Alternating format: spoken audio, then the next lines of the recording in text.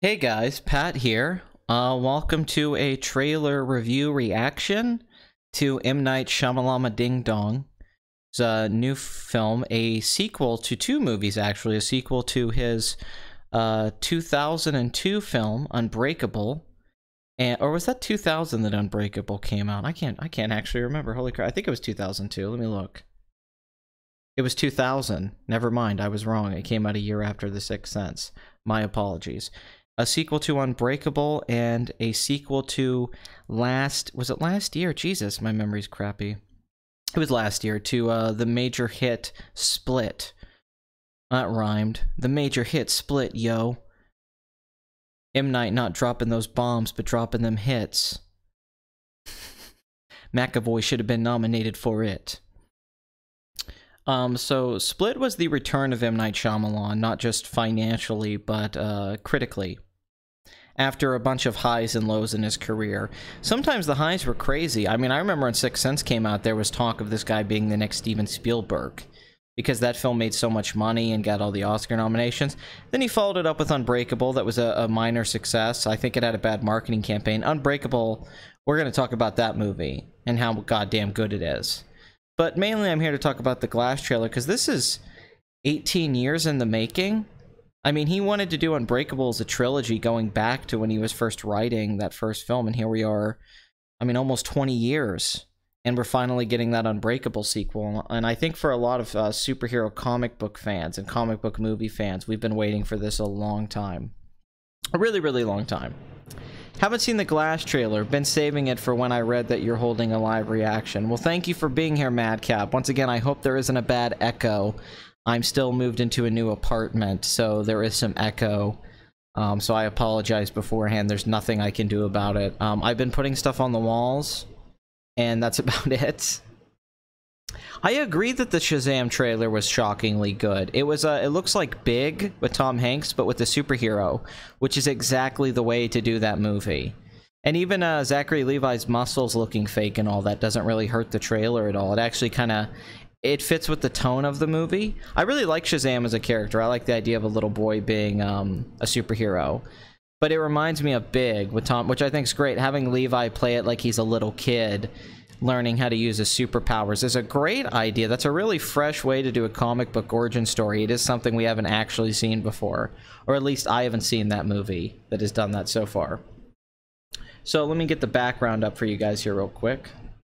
Okay, if you want to hear my full opinion on Unbreakable, I did a video here called Unbreakable is an Underrated Classic. This was part of my Underrated Classic series.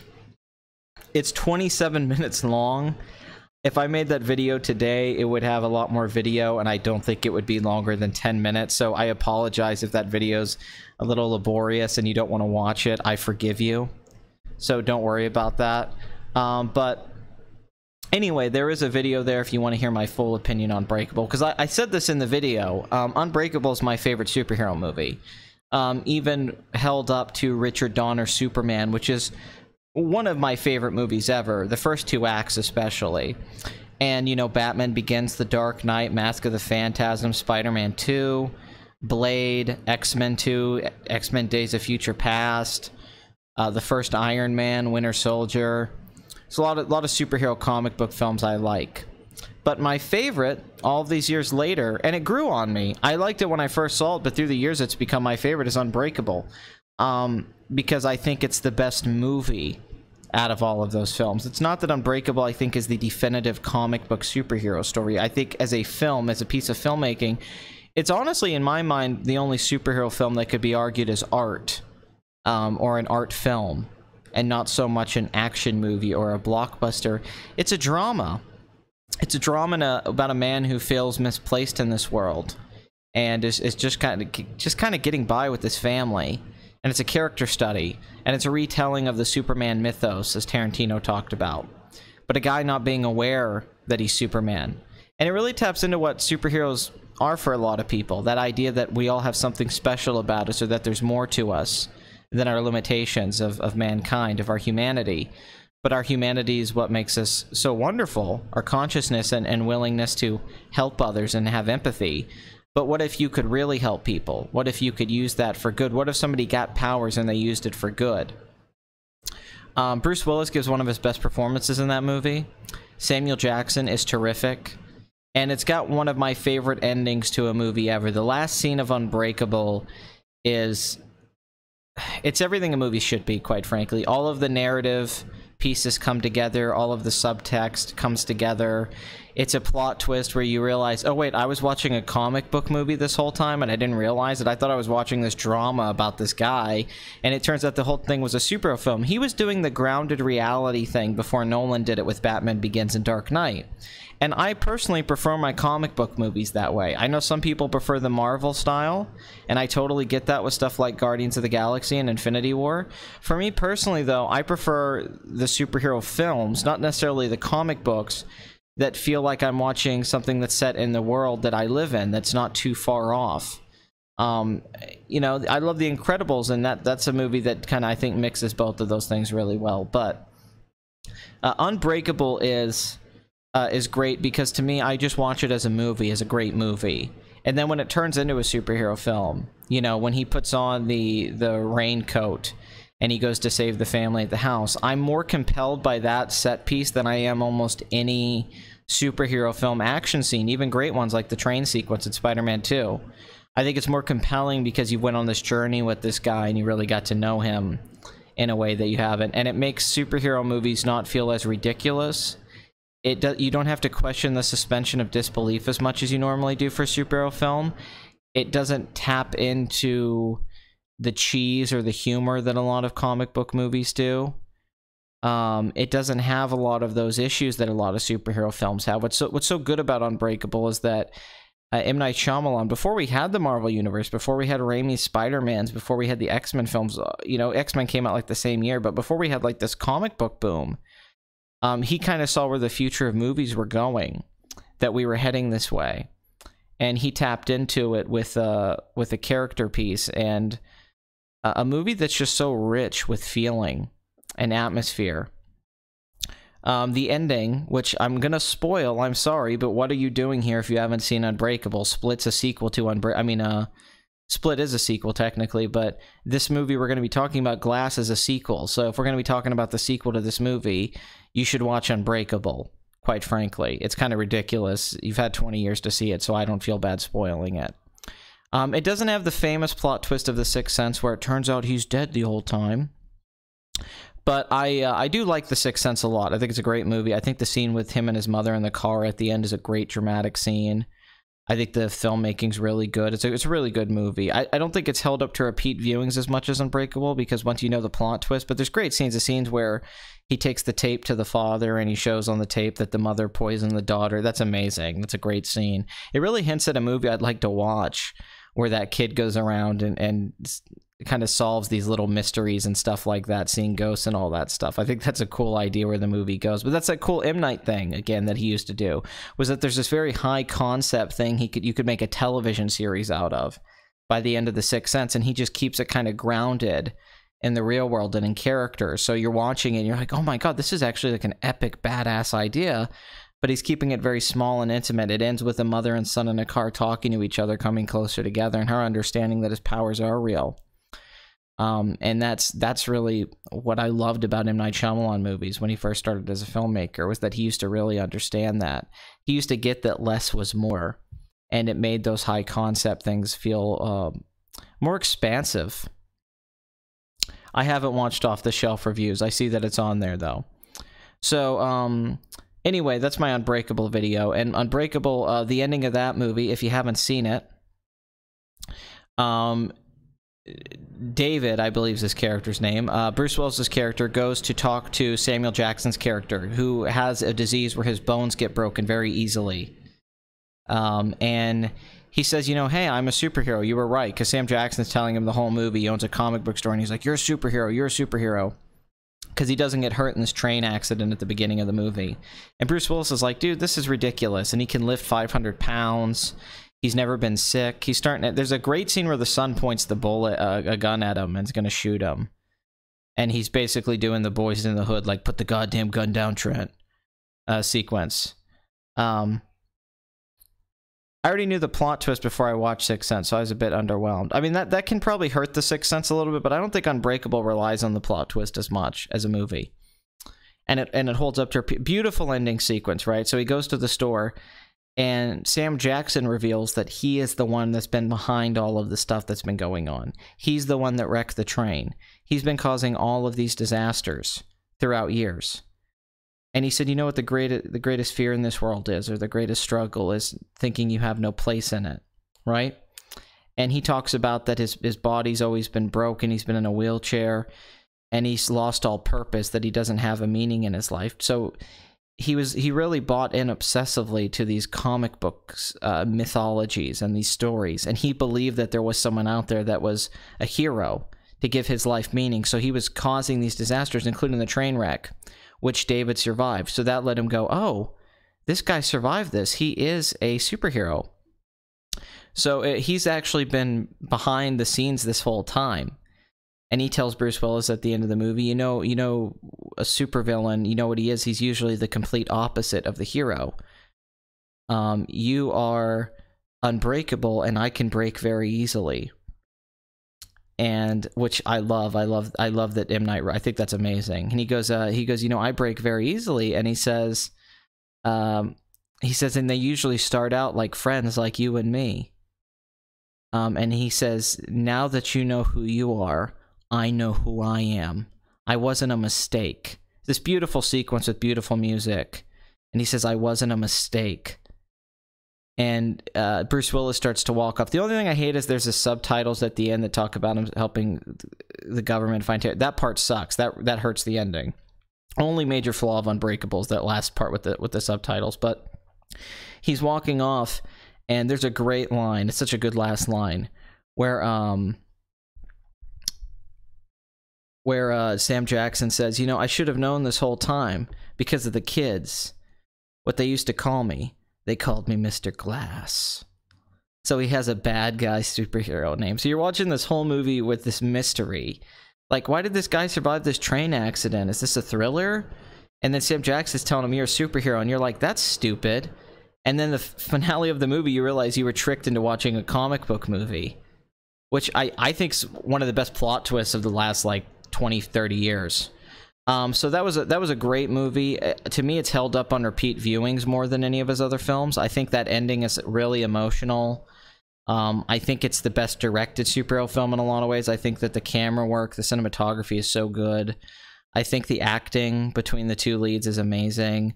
I think the score, I think the pacing, I think all of it. I think everything about the movie is really wonderful. So I'm just a big fan of it. So for years, you know, people wanted a sequel to Unbreakable, and we never got it. Because the film really wasn't that big of a hit when it came out. I mean, it made money. So let's go through M. Night's career real quick. Let's start with The Sixth Sense. Okay, The Sixth Sense opened at $26 million in 1999, the famous year of 1999, on a $40 million budget. That film went on to make $293 million domestically. It was one of the biggest hits, maybe ever. Because on home video, that movie made a bunch of money. Bruce Willis made like $100 million off this movie. And it made $672 million worldwide. It was nominated for 6 Academy Awards. So overnight, M. Night Shyamalan becomes an A-lister. Okay, then we have Unbreakable, the film we're talking about right now. That opened to $30 million on a $75 million budget, made $95 million domestic, $248 million worldwide. So it wasn't a bomb by any means, but it wasn't the massive hit that Sixth Sense was. And it was a long time that it had to build that cult following. Then we had Signs, which is his biggest hit. No, it isn't. Sixth Sense is what the hell am I talking about? This was a huge hit, though. It had a huge opening weekend of $60 million, $227 million domestic, $408 million worldwide. I think this movie fucking sucks. I know some people like this movie because there's some nice themes here with Mel Gibson's character, but this movie's awful. And his film started to decline after this, and I would say a big reason is because this film was so bad. But the next film is even worse than that. But this is a really, really bad movie. So then we had The Village, which has a horrible plot twist, which he ripped off from a children's book I read when I was a kid, where a girl finds out that she lives in the modern day and her family are only pretending to be living in a different period. This is a book I read as a kid. It's the exact same twist. This was a $60 million film, had a $50 million opening weekend. Once again, for $50 million opening weekend in 2004, Today, that would be like an $80-90 million opening. Okay, this is a huge opening weekend. Same with Signs. Signs would have opened over $100 million today. So this is just to let you know how big of a director M. Night Shyamalan was at one point in his name. That made $114 million domestic at $256 million worldwide. So after that movie, which definitely split the fans, we get the infamous Lady in the Water, which was a bomb, $70 million budget, $72 million worldwide. M. Night's career took a real hit. Then he made The Happening, which actually wasn't a bomb, even though it's one of the funniest, dumbest movies ever. It cost $48 million, made $64 million domestic, $163 million worldwide. So a lot of people think M. Night just had a decline for years, but he actually, The Happening made money. Then his worst film, and I think that is given him the worst reputation, is his bastardization, horrible remake, not remake, adaptation of The Last Airbender. This is a crime against humanity, this goddamn movie. This film cost $150 million, not including marketing, made $131 million domestic, $319 million worldwide. This could have been a great movie trilogy covering a book from each one of the seasons of the show. But unfortunately, M. Night Shyamalan, and he just shut the creators out. Then he made After Earth with Will Smith, which was a bomb, $130 million budget, $243 million worldwide. This film got terrible reviews. So it looked like M. Night was done, for the most part, that he couldn't bounce back. Then he made a low-budget film with Blumhouse, Jason Blum's company, and he made The Visit, which cost $5 million. This film got decent reviews, about 65% on Rotten Tomatoes. Film opened at $25 million, made $65 million domestic, $98 million worldwide. I also don't like this movie. I do like one scene in the movie, though, quite a bit. But M. Night was back. He went back to his low-budget roots. So then we get Split. 2 years later, starring James McAvoy as a guy with a split personality disorder who kidnaps these girls and becomes different people when he has them. This movie gets really good reviews, 77% on Rotten Tomatoes, and becomes a sleeper hit. With a $40 million opening weekend on a $9 million budget, makes $138 million domestic, $278 million worldwide. This film made over $100 million in net profit. James McAvoy got a very critically acclaimed performance. I think this made him a bigger star. And the biggest thing with this movie was the ending. When he becomes the Beast, right? And he starts to be like, oh, he's a monster. This ending's kind of ridiculous and over the top. You're not really going to pull this movie off, are you, M. Night? Because he takes a really cool thriller premise, and then at the end gets a little silly, but he saves it with a great idea for an ending. We cut to a diner, and we're like, what's going on at this diner? And they're talking about James McAvoy's character on the TV. And they're talking about him, and they give him a name, a supervillain name. And you're like, what? And who's sitting in the diner? Bruce Willis from Unbreakable. And this woman's like, well, there was a guy that did this stuff a few years ago. What did they call him? And then Bruce Willis is like, Mr. Glass. And then we realize, oh, shit. This movie's in the Unbreakable universe. So M. Night gets away with a plot twist 2 times in a row. The plot twist on Unbreakable being you're in a comic book movie. And so you're like, oh, I'm watching a superhero film. The plot twist of Split is that you're watching a supervillain origin story, which you don't see too often. Only a movie like Chronicle did that with the main character. So you find out, oh, this wasn't actually a thriller about these girls. You're watching a supervillain's origin story that happened to also be a thriller about this guy who kidnapped girls. So M. Night does his best plot twist in over a decade, makes his most successful film in years, and then he announces big news with Jason Blum, we're making fucking Glass. Bruce Willis is back. Sam Jackson's back. James McAvoy. Blumhouse says it's going to be their biggest budget film. And it's the first time in years that M. Night Shyamalan movie has hype around it. I mean, real hype, too. This isn't like Split coming out and being a sleeper hit. This is like people... I mean, I would not be shocked if Glass opens to $60 million, quite frankly. If Split was able to open to 40, I could see Glass opening anywhere from $55 to $70 million opening weekend. Just because it's a sequel to Unbreakable, people are rediscovering Unbreakable because of Split. Split was such a huge hit. People want more of James McAvoy as that character. You got Sam Jackson, who hasn't lost any of his popularity. So, I mean, for M. Night, this was a genius masterstroke for his career move. That not only am I back, I have a movie ready. And all of a sudden, M. Night Shyamalan is good again. This is like a Robert Downey Jr.-esque redemption arc. All of a sudden, there's hype for an M. Night movie. People are excited and thinking it's gonna be good. And so kudos to him. I mean, M. Night seems like an arrogant prick. I think he's got a lot of bad qualities. I hate a lot of things about him and his career. I hate a lot of the movies he's made, but you can't ignore it. The guy figured it out. He found a pathway. Even if Glass sucks, let's say the movie sucks and is a bomb, right? And if it's bad, he still made a great comeback here. This was, to actually, I mean, there was a point you could argue he wouldn't be able to get a big budget movie made again. And now he's getting to work with Bruce Willis and Sam Jackson again. So he's back to where he was, really. He's not at that Signs level, but he's certainly at like I mean, he's respectable again.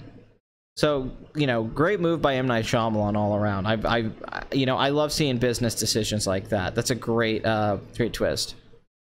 Pat, do you consider Batman 89 to be a Joker origin story? I guess you could say so. Yeah, it's more of a Joker movie than it is a Batman movie. Batman's barely in the movie, and Bruce Wayne's barely in it. Let me see. Signs, 4 or 5 out of 5. Yeah, I would give Signs a 2 out of 5, but we can agree to disagree. Big time. Because I think Signs is an awful, awful movie. It is a well-made movie. I agree with you that it is a well-made movie. There's a lot of good filmmaking. Have you seen Chris Stuckman defend M. Night Shyamalan films like his later ones? No, that sounds stupid, though. His later films are awful. That just sounds like some clickbait video where he doesn't actually say anything of substance, but it's Chris Stuckman, so of course he does. Yeah, they come to a planet made up of water, and water's their weakness. There's water in the goddamn air. They would die just being on the planet. It's ridiculous. I don't know what the fuck M. Night was thinking. David represents Superman. Glass represents Lex Luthor. Do you think the Alita movie could bomb? I definitely do think it could bomb. I think there's a high chance it could, yes. I hope it... I mean, I hope it's a good movie. I want it to be a good movie. Maybe I hope it's a great movie and it's a great hit. I mean, that's really what I want. I don't want it to be a bad movie. I never want that. But yeah, you could say Batman 89's because Jack Napier, it's his story. Tim Burton was clearly much more interested in Jack Napier than he was in Bruce Wayne. It's obvious, quite frankly. I mean, that's my biggest issue with Batman 89, is that it's not a Batman movie at all. Besides it being kind of a dull movie in its second act and having, Vicky Vale, it's just not a very good Batman movie. It's more of like a film about this guy, this gangster turned into a villain, and his downfall. Literally his downfall. So, okay, that was all of the build-up to Glass and Unbreakable. I'm sorry that there was a lot of a backstory there. I just thought I would explain Unbreakable's ending and why I like that movie so much. I was explaining M. Night Shyamalan's career and how he came back with Split. So that's basically the history leading up to this Glass trailer, and where we're at right now in his career, basically. Let me see how long we've been going here. Okay, 25 minutes. All right, cool. Okay, so let's get to this trailer, shall we? Now, I have seen the trailer. This isn't a live reaction. I've seen the trailer like 4 times. Oh, Jeremy Johns said something about it. Oh boy. I bet he just doesn't do a bunch of jump cuts and says nothing of substance for 4 minutes and makes a bunch of jokes that are unfunny. Actually, I was talking positively about him on the World Class Bullshitter stream, so now I'm just like, yeah, I really don't like Jeremy Johns. I don't like his content, but he seems like a nice guy. That's what I was basically saying, is he seems like a really nice dude. He seems like a genuinely, like he's probably a dude I'd enjoy hanging out with. He just, he's trying to hit a broader audience than I am, so I can't blame the guy. I'm going to try to avoid copyright as much as possible. So we're not just going to watch this trailer as like one long stretch. And we're going to talk about this trailer and the things I like about it. You cheetah, Pat. I'm sorry. Of course I watched the goddamn trailer. Of course I did. You're not a very good Batman movie. Well, no. Just like Tim Burton's Batman, I'm not a very good Batman movie. You are correct, sir. I'm a horrible Batman movie. Sort of like Batman Returns. See, Pat, everyone dwells on the horrendously stupid aliens. Well, that's because that's the major ending of the film and what the movie's about, and where all the tension comes from is waiting for the aliens. It's kind of the crux of the whole film, besides his guy finding his faith again. I'm going to talk about that on Box Office Addict Crazy. I figure the first half of Box Office Addict on Sunday, I can talk about my experience on the High Council. I'm kind of saving it for that, because I think it's suited for that, and it would give me material. I'm not going to waste it necessarily here. Before the idiotic weakness was revealed, Signs was legit. I don't agree that Signs was legit, but once again, we can disagree on that. I think Signs has a lot of issues. I mean, where do I begin with Batman Returns? Batman doesn't show up until 28 minutes in. Bruce Wayne's non-existent in the film storyline, pretty much. The dialogue's awful. You don't think you'll win, do you? Well, we haven't met before. You're not the mayor. The Penguin's over-the-top nature. Everything about the movie. I mean, I like the visuals of the movie. I mean, I like Batman Returns. Like, it's a fun movie, but it's a pretty bad movie. The script's horrible. And Daniel Waters worked on that script. The guy wrote Heathers, which is a great movie.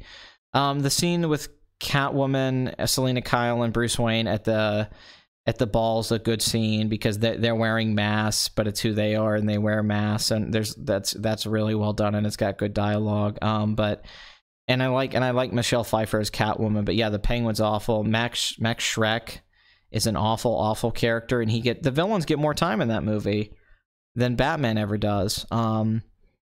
The Penguins with the rockets on their backs. I mean, there's just so much stupid shit in that movie. Every time I watch it, it gets worse.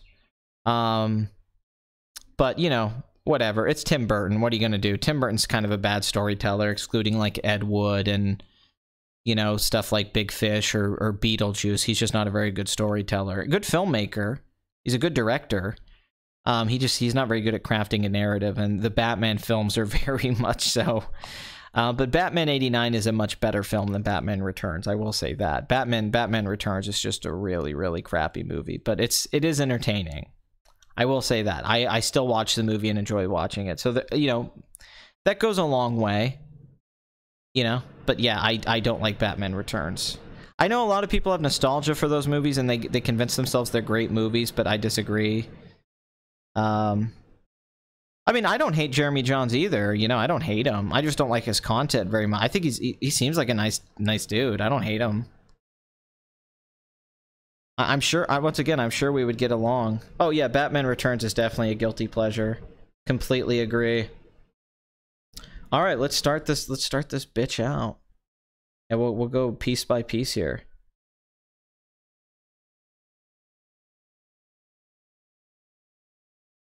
Wait a minute. Make sure my headphones are in correctly. Okay.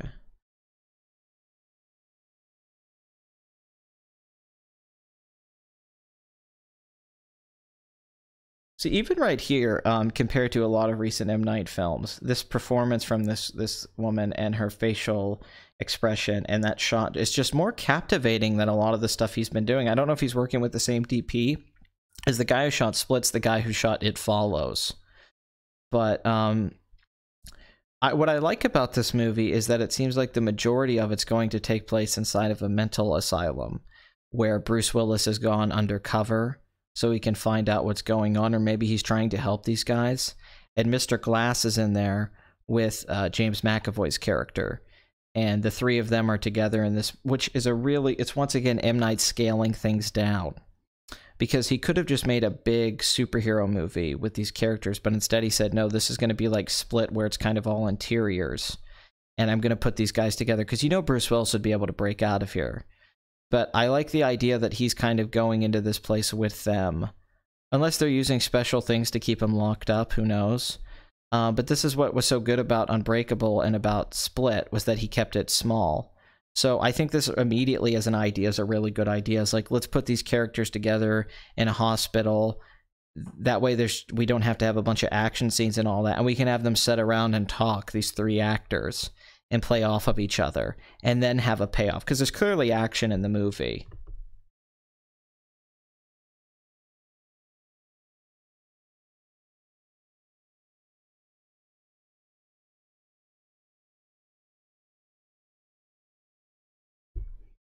I mean, yeah, a lot of this reminds me of the stuff in Split, though. Like the cinematography and the camera work and where they're at and all that, which I like. That's when I'm happy that he took this approach. I was really worried that he was going to go really bigger with this, but it looks like he's going back to what worked before in Split.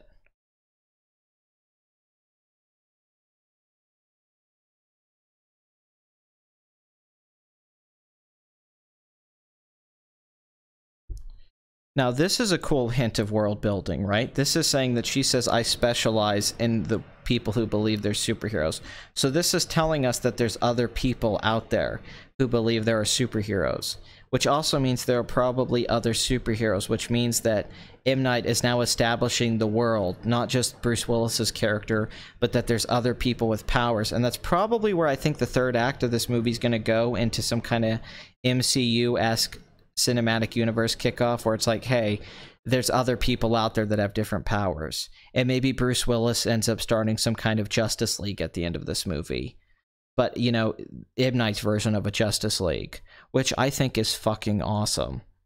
Like, I think that's so cool.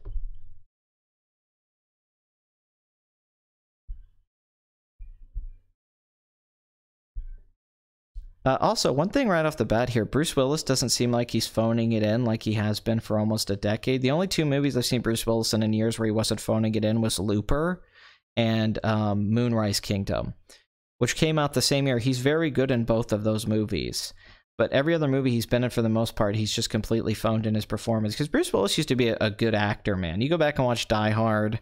You go back and watch The Last Boy Scout. You go back and watch Moonlighting.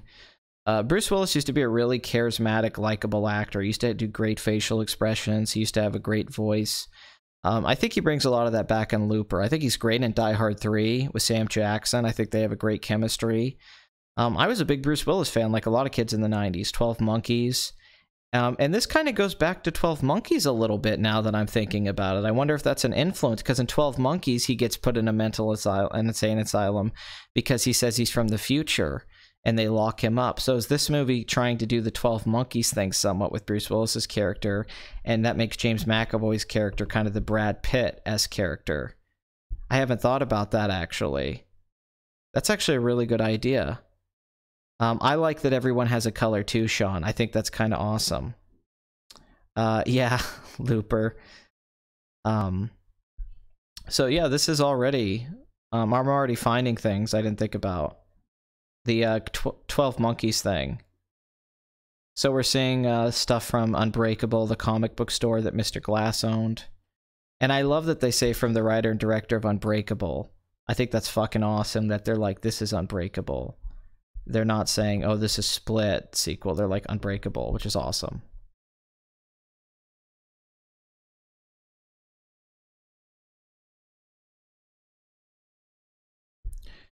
So it looks like early on in this movie, Bruce Willis's character is going to be going around saving people. And I like the beard, by the way. Fuck yeah. I always support an actor getting a beard for a movie. Always. When I see a beard, I immediately give the movie an extra star rating. So I'm digging the beard. I'm digging that we're going to see some early superhero stuff. I'm assuming the narrative of this film is going to be Bruce Willis is out there being a superhero. Sam Jackson's he's been locked up for years, which he was at the end of the movie. And they now capture James McAvoy's character, and Bruce Willis was somehow caught in the middle, and they lock all these guys up together because they all have a shared history somehow.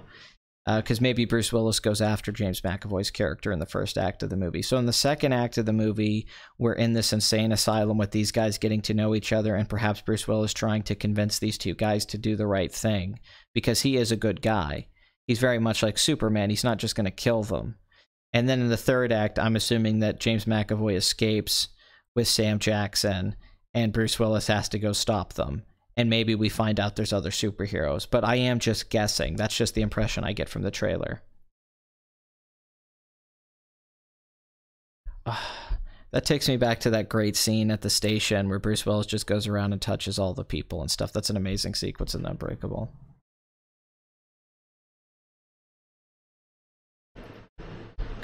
James McAvoy's fucking amazing. I mean, you go back to Starter of 10, I think it was called.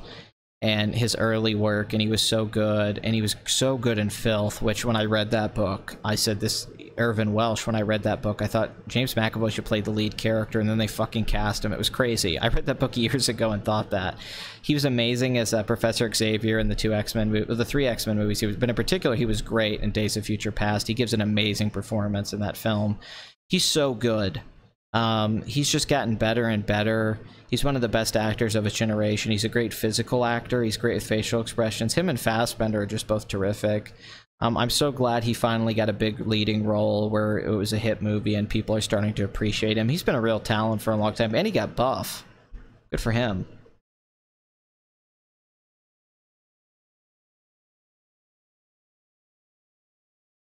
I guess he turns into Jesse from Breaking Bad.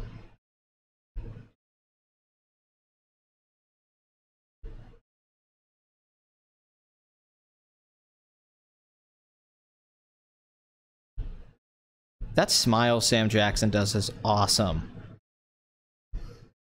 That is a fucking awesome shot.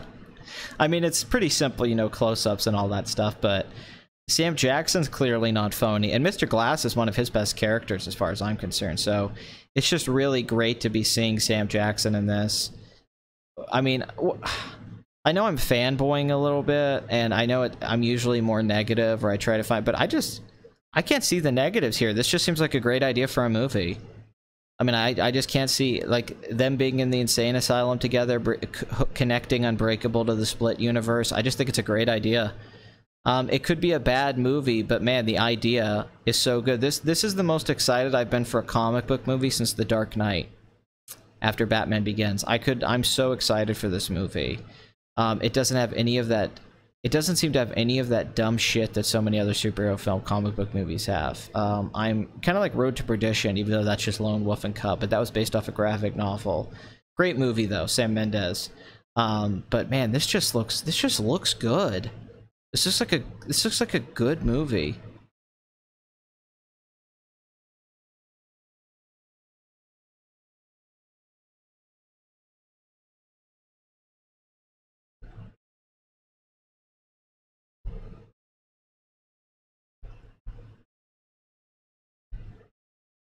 That's the cool thing about the M. Night Shyamalan superhero films, is, like I said, is that they're based in the real world. And he doesn't push it too far, just enough. But at the same time, it's like reading a really good comic book, kind of like how Watchmen did that for the most part in the first half, or, you know, when Alan Moore did with the Swamp Thing. Even though the Swamp Thing has these great fantastical moments and all that, you know, they try their best to keep it grounded. They don't get too crazy. Even though there's amazing stuff in that, you know, stuff does happen. Like, Dr. Manhattan is a crazy, over-the-top character with crazy powers, but, you know, Alan Moore keeps it as grounded as he can, or Frank Miller with his Batman books, with Year One or Dark Knight Returns. Those are some of my favorite comic book stories, and superhero stories, is when you don't treat it like it's some big, dumb, goofy thing. You actually try to make it character-based and small. And one of the best moments in Dark Knight Returns is Bruce getting out of the tank and saying, Dick, I'm sorry, Dick, what happened? And he has to go fight that mutant. I just have to see. And it's just such a moment of humanity. It's not some big action sequence. It's a fist fight. But you're in this guy's head. You're seeing how this guy thinks. And you're understanding his psychology. And you're getting so much information without it being shown to you. It's just things he says, like noir. And I just love that stuff so much. It's why the Joker stuff works so well in Dark Knight, is because he's just a terrorist, and it's about urban decay and people spying on you and what that means, and it's a morality tale, and it's just a guy with makeup on his face blowing stuff up. It's not some guy who fell in a vat of chemicals and is like a big over-the-top supervillain. He's just a guy who's committing terrorist acts, and this guy's got to try to stop him. This guy who wears a bat costume, who's like realizing he's a little in over his head. He's just some billionaire guy that became Batman and thought, well, I can beat up criminals. I can beat up local mobsters. And then he starts to be like, who the shit is this guy? Where did this guy come from?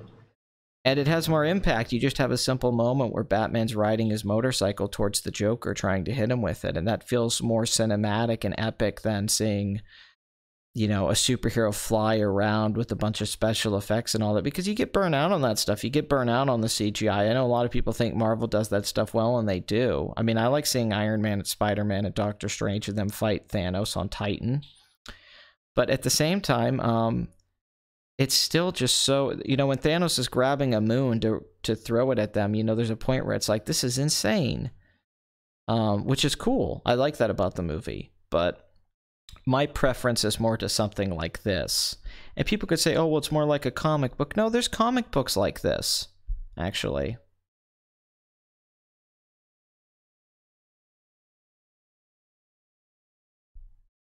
No, I even love that, how he uses, like, the raincoat and it's a cape, clearly. I think that's awesome.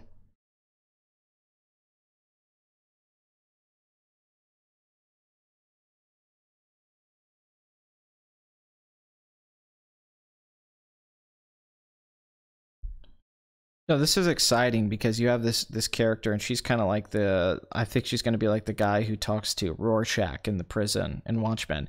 She's going to slowly start to understand throughout the movie that, oh crap, these guys are real, and other people are out there too, and these aren't just stories. This is the world we're living in now. It's also a meta commentary on the world we live in right now with filmmaking.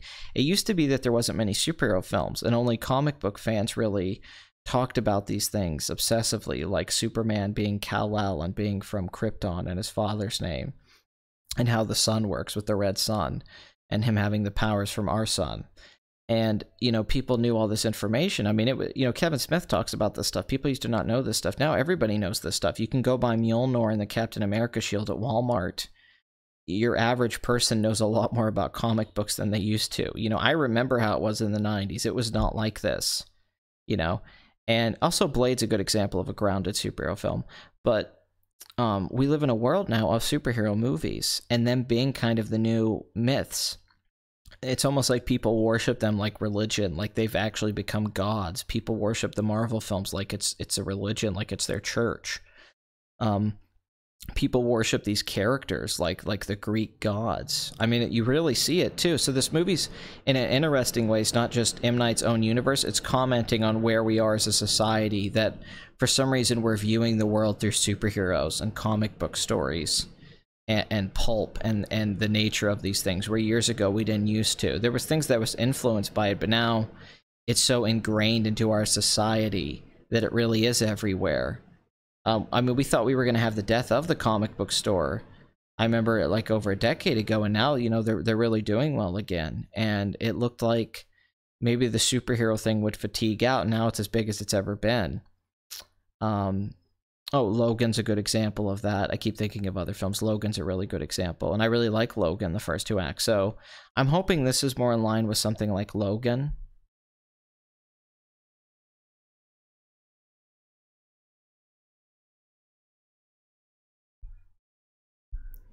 There's that M. Night thing. That sounds like the bad guys teaming up. He's letting you know, like, yeah, I know the comic book cliches, but he's playing them way more to, like it's a thriller and not a big superhero movie. Like right there, Bruce Willis isn't phoning that in. That's really cool. Yeah, his weakness is water. So M. Night has this obsession with water, where water is a weakness. It's Bruce Willis's weakness in Unbreakable, and it's the alien's weakness in... And that's kind of weird, now that I'm thinking about it. I've never made that connection. What the fuck? Does M. Night just hate water?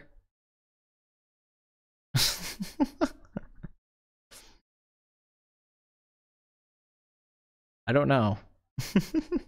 Rinse and repeat. That's funny now. Now the water thing.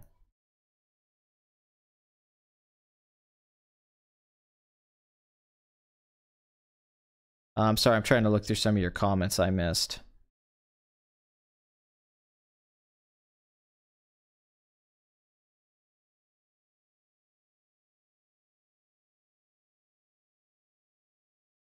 Wait, hold on.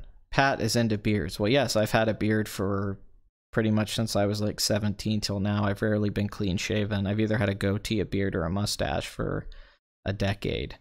So yeah, I like beards. I always liked beards. Love when Tom Cruise has a beard in The Last Samurai. So yeah, I definitely like beards. There's not enough beards in movies, man. Sorry, we need more beards. I want Superman with a beard so bad. Like, please. Okay, let's get back to this, sorry. Oh, like, yeah, that scene where he's running on his arms, like, that's like a supervillain doing something, but it's so much cooler than what you see in so many comic movies, because, like, it doesn't seem that silly. Like, that looks cool. It's funny that he's playing a beast, because the X-Men, there's Beast. I'm assuming a lot of this is the third act, or this might even be in the first act, like he captures his character. This is badass. And then... Glass. That's good editing. What do they call you, mister? First name, Mr. Last name, Glass. Awesome. Yeah, he's shoving them into water right there, too. And it looks like he's got Bruce Willis in the water, which is very dangerous for his character. I actually think the time jump benefits this movie. That it's been 18 years. I wouldn't have thought that, but now that I'm looking at it, his character being a little older and doing this for a while actually kind of gives some credence to this, that he didn't just run into a bunch of supervillains. It took Bruce Willis's character almost 20 years before he had to fight his real first supervillain. And Mr. Glass is using it as revenge. He didn't expect it. He didn't expect his Lex Luthor to return and find a weapon. So that's awesome. That's really awesome. Good stuff. Oh, my computer is loud. It's been getting so hot lately. I don't know why. I'm worried my laptop's gonna crash here at some point in the next few weeks, because it's every time I've been doing anything, it's been getting super, super hot. I have a fan for it that I put under it, but I don't use it during streams. I usually use it every other day to cool it down, but I lost the cord for it recently, so I haven't got to use it, but this fan has been getting hot. Not really sure why, though. Anyway, that is the Glass trailer, you know. Some nice visuals. It looks a lot like Split visually. Some nice little performances, some nice lines of dialogue, and you know, I tried to crack some of the story beats and narrative beats, and I think I'm not that far off, in all honesty. I think I'm actually pretty damn close to what the end result's going to be, in my opinion. I think I actually have a pretty accurate breakdown, unless M. Night has some huge plot twists and stuff in store for the movie that we don't see coming. So I don't know. So what do you guys think of the trailer? I'm interested to hear what do you guys think about it? Or if there's anything in it that you find interesting that you found an observation I missed. Is there anything you want to ask me about it? Or, you know, if you're excited about it, what do you think it's going to do at the box office? What do you guys think the opening weekend on this movie is going to be, and how it's going to perform? What kind of reviews do you think it's going to get? That kind of stuff.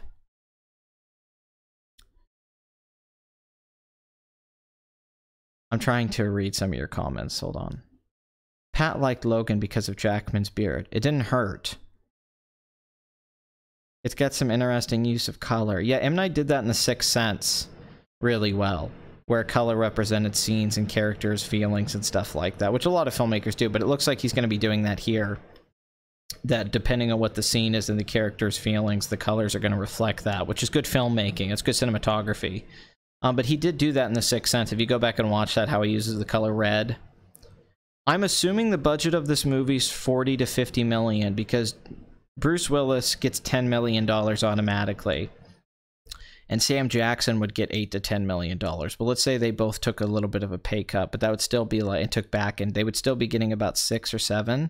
So you're looking at about 14 and 15 of them. James McAvoy would have got a pay increase from this, so he'd probably be getting like 4 million. So right there, you're looking at probably, you know, 17, 18 million dollars in the actors. Then they probably spent at least $20 million to make the movie. So that's, you know, with cameras and all that. M. Night probably got a pretty good paycheck for doing this. So let's say right there 38, and then let's say special effects and the post-production probably is another 5 to 10 million. So Blumhouse said this was going to be their biggest budget film. So to me, it looks like a $40 to $50 million movie.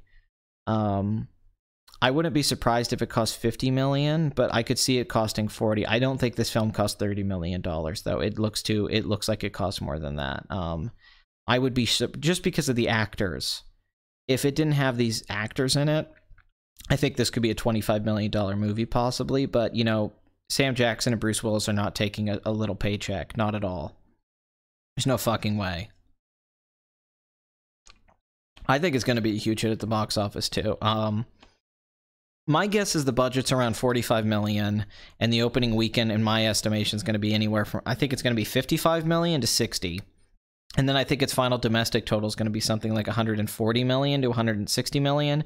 And I think worldwide this could make $300 million. If Split made $278 million, this could make $300. Totally seems possible. And with the 40, and I'm sure that all the actors have a big back end. I'm sure that, you know, not their asses, but I'm sure the back end pay on the profits. I'm sure that Willis, McAvoy, and Jackson all have a cut. So my guess, $45 million, $55 million opening weekend, $140 million domestic, and let's say like $290 to $320 million worldwide. I think that's a pretty fair bet. If it overperforms, it'll make $350 million. If it underperforms, it'll make like $250 million, like Unbreakable did. I feel like I have to watch the previous movies first in general. Doesn't look like something I'm interested in. Well, that's kind of the point. It's a sequel, man. I mean, I'm not saying that as a negative, but it is a sequel. What parts do you dislike about Shyamalan? Some of his stiff performances he gets out of his actors, very monotone dialogue, very low register delivery. Sometimes how he structures his films, sometimes his films can look a little bland. Not all of them. Sixth Sense is a good looking movie. Bad dialogue. Overabundance on cliches and derivative things from other stories, be it comic books, other movies, Twilight Zone episodes. It could overperform if it's great. Like, what if this movie comes out and gets like 90% on Rotten Tomatoes? It could overperform. It really depends on how good the movie is. Like, if M. Night wrote this script, part of it, like 10 years ago, maybe it's a really good script, and then he added the Split stuff, this could be like... This could be a great movie. It's either going to be just okay or it's going to be great. I really don't see this being bad. I just can't see this being a bad movie. It could be, but it looks too well done from the trailer. Do you think the Doctor character has a form of mind control or telepathy? Possibly, but I didn't read that from the trailer.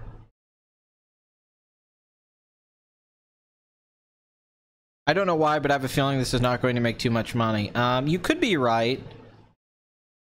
Why do you think the reviews for this won't be that good? Split got very good reviews. And Split made $278 million worldwide. I'm just asking. I'm not challenging you. I'm just confused. You said I saw Split. The reviews won't be that good. Split got really good reviews. Split was M. Night's best reviewed movie since Unbreakable. And audiences loved it. It was actually an audience darling. It held really well at the box office, and even on IMDb, it's got like a 7.4. In what way would The Last Airbender movie have made for a good trilogy if not for M. Night? I think you could put each season into a 3-hour Peter Jackson Lord of the Rings-esque movie. So I disagree with that, actually. I don't think it would have felt bloated. I think there was totally a way to pace that out. So I disagree with that. I think you could have made... Or 4 movies, maybe. Do Harry Potter 4 or 5 movies. Don't really like the X-Men movies. I can't even remember if I actually watched one all the way through. Photography-wise, it's got a better film stock and color grading than Split. I agree, it looks good. I mean, it cost more. Split only had a $9 million budget, you know? You know, I'm assuming this film has like a $50 million... I mean, he clearly got more money. And Jason Blum's coming off Get Out and Split being such huge hits, so Jason Blum has some extra money right now to throw around. Also, why not throw the money on this movie? Quite frankly, this is a movie... I mean, you get the chance to make this movie. A few years ago, when M. Night was still big, this would have been a major studio film. Now Blumhouse has a chance to really break into the super film. I mean, is M. Night's plan here a cinematic universe? A series of films? Maybe he has another film planned out? I mean, for Jason Blum, that's a big deal. Like, what if M. Night says, hey, I got 3 more Unbreakable movies planned out. Do you want to make them? Highly likely. We don't know where this movie's going to end up. What dumb things should superhero movies avoid? Corny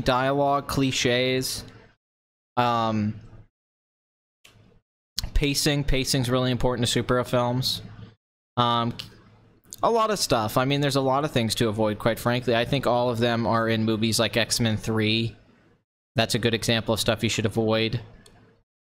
You know, there's a lot of things. The Fantastic Four movies, how wrong it can go if you try to play with the tone too much. And you don't keep things simple. Superhero films don't seem to do well when they're more complicated. It doesn't seem to suit the genre. Oh yeah, Shyamalan, my movies are like European cinema. Yeah, one-liners, really bad one-liners though, not like funny, good one-liners. Like, James Gunn wrote good one-liners. And some of the one-liners in Infinity War, like, if you have a funny offhand line, that's fine. It's just really bad, like, because people seem to, like, forget nowadays, but there used to be really bad, cheesy comedy dialogue in superhero films, like, back in the 2000s. A lot of superhero films are trying to be serious, yes. Winter Soldier's trying to be serious. Infinity War had a lot of scenes it was trying to be serious. Batman v Superman's a very serious movie. Man of Steel's a very serious movie. X-Men Days of Future Past, X and Logan are both very serious movies. Or they're trying to be. Dark Knight's trying to be a serious movie. The list goes on, quite frankly.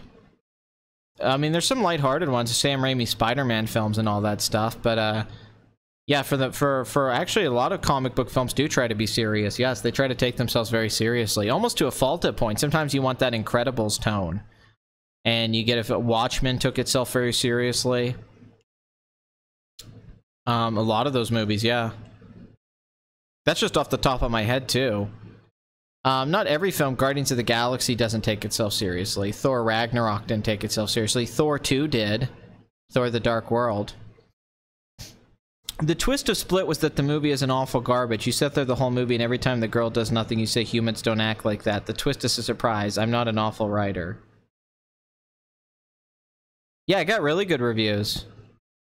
Do you bleed? You will. Yeah, Split was a really well-reviewed, well-liked movie. I mean, it almost made $300 million worldwide. It did really well. Yeah, the entire Nolan trilogy is real. I mean, it's got some moments of humor, but yeah, they're very serious movies for the most part. Martha, save Martha! But for me, yeah, I haven't been this excited in years for a superhero film. I agree that plenty of complicated and serious... I wouldn't say complicated, I disagree with that. I don't think there's that many complicated superhero films. The only two that come to mind that I would say actually are some are Days of Future Past and maybe Dark Knight. I think every other superhero film is not complicated at all. Completely disagree. Can't think of one superhero film that actually has a really complex, multi-layered narrative where you have to really pay attention and follow things. I don't see that at all. I think a lot of them take themselves seriously and turn out great. Yes, if you think Winter Soldier is a complicated movie, you haven't seen enough complicated movies. It's not Primer. It's not. I can't think of any that are complex outside of a... You could argue Dark Knight's a pretty complicated movie. Almost to a fault, it's kind of a mess. And you could argue Days of Future Past has a lot going on with the time travel narrative. Outside of that, I can't think of another one that has a lot going on narrative-wise where you have to really... Like, it's like Memento or something where you have to, like, pay attention to put the pieces together. They're pretty much easy to follow 3-act structure films. I agree a lot of movies aren't complicated. I wasn't saying that. I was just saying I think it's a good idea to try to avoid that when you're making a superhero film, probably. Because it could go really wrong. I think it's a very dangerous game to play. It's not that I wouldn't want a more complex superhero film. I just think it's very tough to... I think it's tough to accomplish just by the nature of what it is. Most people want to see good guy versus the bad guy, some romance, some comedy. Logan is not a complex movie, and Civil War is a mess, in my opinion, so I disagree with that. And I actually don't think... I don't think the entire Nolan trilogy is that complicated or complex. I don't think Batman Begins is that complicated of a movie, personally. I think it's pretty straightforward. Even the non-linear stuff. Civil War is a mess. It actually just totally falls apart when you break it down. Even though Mahler doesn't think that, but I would like to talk to him about that. But Civil War, I wouldn't say it's just because it's long. I guess, and has a lot of characters. I don't think that makes it complicated, in my opinion. I mean, maybe we just have different views on that. To me, I think like David Lynch movies or like Stanley Kubrick films or like puzzle box movies, films where you rewatch the Eternal Sunshine of the Spotless Mind, Charlie Kaufman movies, maybe. I didn't think Civil War was that complicated. I thought it was actually rather simple. And that was one thing about the movie. I thought it was pretty straightforward. I like Batman Begins a lot too. I agree that movies don't need to be complicated to be good. I agree. Totally. Star Wars isn't a complicated movie. It's a great movie. Raiders of the Lost Ark isn't a complicated film. It's a great movie. There's a lot of films that are very simple, straight, that are amazing. No question. Stand By Me, a wonderful film. Yeah, Civil War's really, on repeat viewings, has really upset me. I just find so many holes in that movie, and issues, especially with Iron Man's logic in that movie. I think is ridiculous. But it's a well-made movie with good action scenes.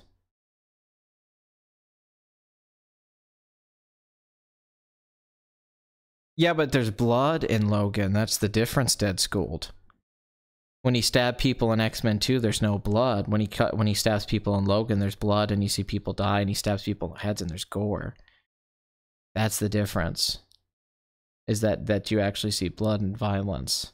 And the movie has a commentary on violence and the nature of it in the superhero genre. It's kind of like him trying to do the Unforgiven of superhero films, which X2 does not have. But I think X2 is a very good movie. And I do like the Berserk sequence at the mansion. But I really like the first two acts of Logan. I think Logan's third act completely falls apart when it becomes Beyond the Thunderdome and Shane. But the first two acts, when it's him and Xavier and he's with this old man that's dying, it's just a really nihilistic, sad, moving movie. And I really like it. I mean, it only got nominated for one award, man. I mean, it didn't get nominated for like 10 Oscars. It got nominated for adapted screenplay. I mean, you could feel that way. I think The Godfather Part 2 is a pretty complex movie. Personally, I think The Godfather Part 2 has a very complex structure and characterization and things going on. Godfather 3 is complicated in a bad way. The first one's a pretty straightforward film with Michael and his family. It's got great themes and acting and weight and power behind it. But Godfather Part 2, I actually think, has a lot of complexities and a lot of things you actually have to pay attention to. There's little nuances in Godfather Part 2 that if you don't pick up on, they actually explain a lot about the movie and what's actually going on, that Michael actually knows what's going on from very early on in the movie.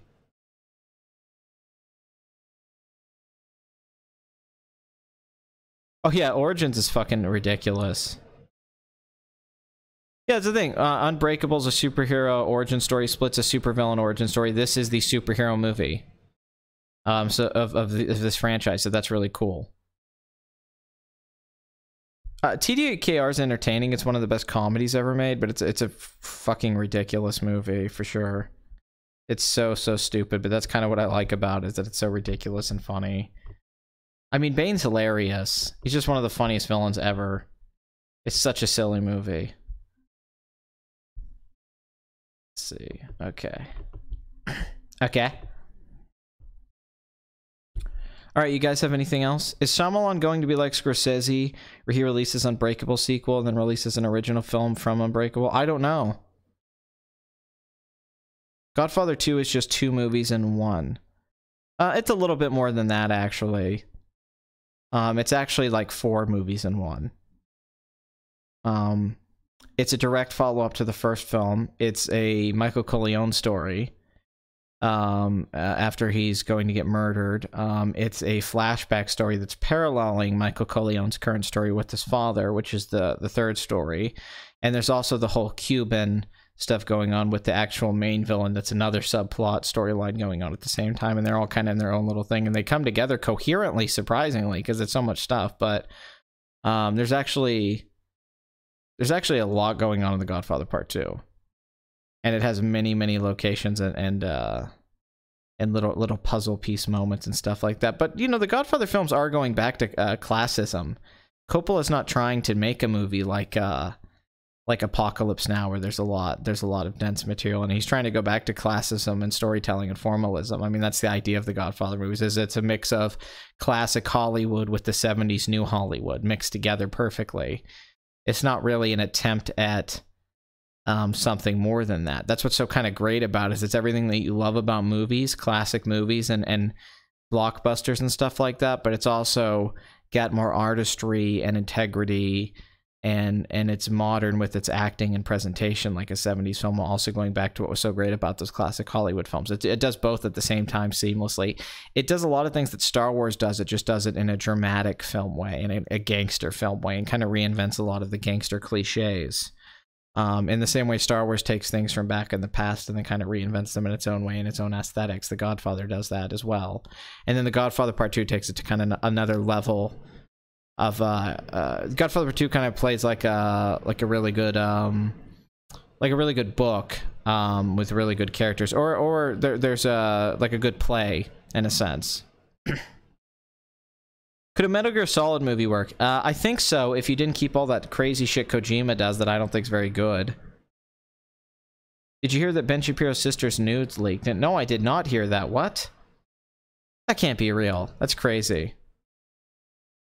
Don't look at my sister's nudes, okay, folks? Alright, gang? I don't like that. Alright? That's not cool. Please subscribe to Blue Apron and don't look at my sister's nudes. Okay? I'm not having that. It's wrong. Okay? Only I can look at my sister's nudes, folks. Okay. It's platonic. It's no big deal.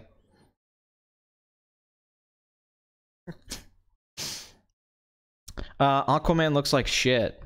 That's my thoughts on that trailer. Shazam looks better than Aquaman. Alright guys, well, it's been over an hour. I'm just doing a trailer reaction. I don't think there's much else to say. I hope you guys enjoyed this. I know it was a little analytical. I could have made some more jokes and talked about Shamalama Ding Dong's Ding Dong.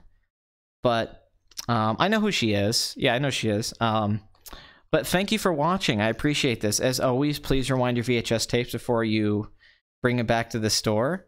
It's true, Pat. It's true. His sister's a good-looking chick. I think she is. I mean, maybe some people disagree. I think she's a good-looking lady. She has big boobs, from what I remember, but I haven't seen a picture of her in a while. Aquaman looks like Black Panther in water. He jumped in the water and all the black washed off his body. Well, time to go work out. Great. I'm going to work out myself. So that's pretty awesome. Yeah, Box Office Addict tomorrow. We will be talking... I don't know if it's that sister, the one that has the big boobs. Tomorrow we will be talking about... Yeah, somehow Ben Shapiro gets in every live stream. Tomorrow we're going to be talking about the High Council.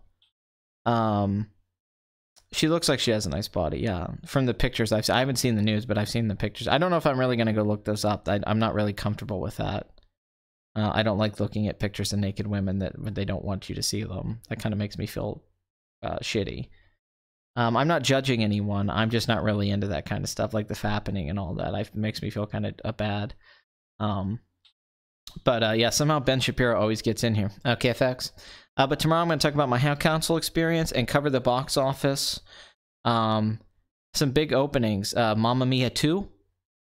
And a big opening for The Equalizer 2.